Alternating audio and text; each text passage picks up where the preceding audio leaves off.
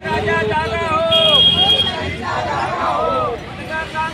जागा हो, मतदार राजा जागा हो, लोकशाहीचा धागा हो, मतदार राजा जागा हो, फुलवाडी भूषण बहुजन प्रतिपादक छत्रपती शिवाजी महाराजांचा फुलवाडी भूषण बहुजन प्रतिपादक छत्रपती शिवाजी महाराजांचा मतदार राजा जागा हो, लोकशाहीचा धागा हो. या देशामध्ये लोकशाही आहे आणि लोकशाहीची व्याख्या करत असताना अब्राहम लिंकन असं सांगितलं होतं, a government of the people, by the people and for the people.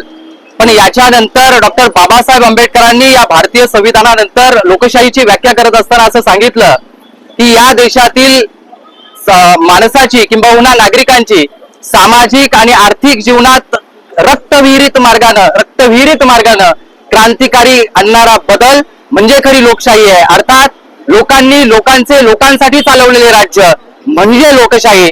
पण आजची परिस्थिती जर आपण पाहिली तर लोकशाहीला कुठेतरी संपवण्याचं कटकारस्थान रचणारा एक व्यवस्था आज आपल्याला सगळ्यांना या ठिकाणी पाहायला मिळते. बंधूंनो, आज चाललंय काय? या देशाचं, या राज्याचं किंबहुना या विभागाचं चित्र जर आपण पाहिलं तर एकीकडे प्रलोभनांचं आमिष दाखवून इथल्या जनतेला लुबाडण्याचं काम देखील वारंवार केलं जातं.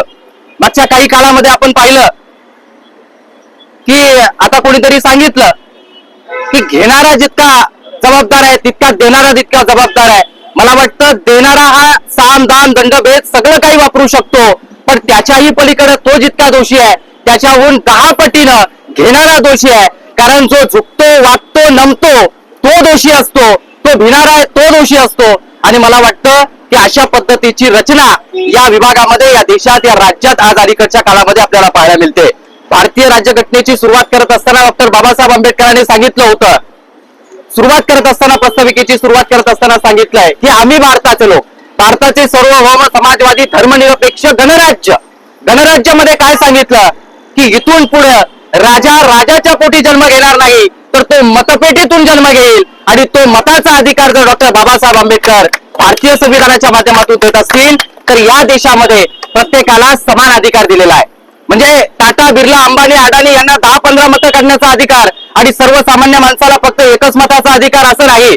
इथं प्रत्येकाला समान एकच मताचा अधिकार दिलेला आहे. आणि तो मत जर इथली सर्वसामान्य जनता विकत असेल तर उद्याचं भविष्य आम्ही गुलामगिरीमध्ये जगणार आहोत हे दर्शवणारं ते असणार आहे. आणि म्हणून उद्याचं भविष्य, उद्याच्या पिढ्या जेव्हा प्रश्न विचारतील की तुम्ही काय करत होतात किंवा तुम्ही काय करून ठेवलाय, तर निश्चितपणानं ते उत्तर देण्यासाठी जागा आमच्या पुढे राहिली पाहिजे. लोकशाहीचं गीत, आश्वासनांचा खेळ, लोकशाहीचं गीत गाईल ही, प्रचाराचा रस्ता चकचकीत होईल ही, अशा पद्धतीचं कटकारस्थान सातत्यानं होत जाईल. परंतु आम्ही या देशाचं संविधान, या देशाचं जे काळीज आहे ते संविधान अबाधित राहिलं पाहिजे, ही लोकशाही अबाधित राहिली पाहिजे. याकरता या देशातील प्रत्येक तरुणाने, आमच्या विभागातील प्रत्येक माणसानं, सुजाण नागरिकानं आपली जबाबदारी ओळखून आता निर्णय घेतला पाहिजे. मी महायुतीला मतदान करा की महाविकास आघाडीला मतदान करा हे सांगणारा तरुण नाही. आम्ही समाजामध्ये, चळवळीमध्ये काम करणारे सर्वसामान्य समाजातील घटक आहोत.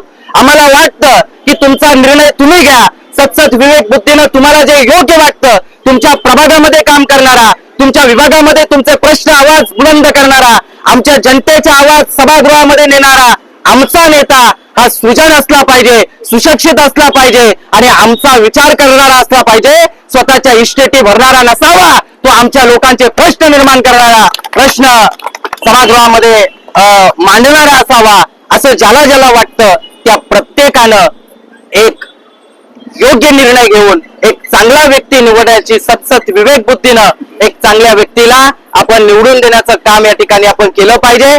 मतदान करा आणि आपलं अमूल्य मत कधी विकू नका. लोकशाही वाचवा, संविधान वाचवा. धन्यवाद.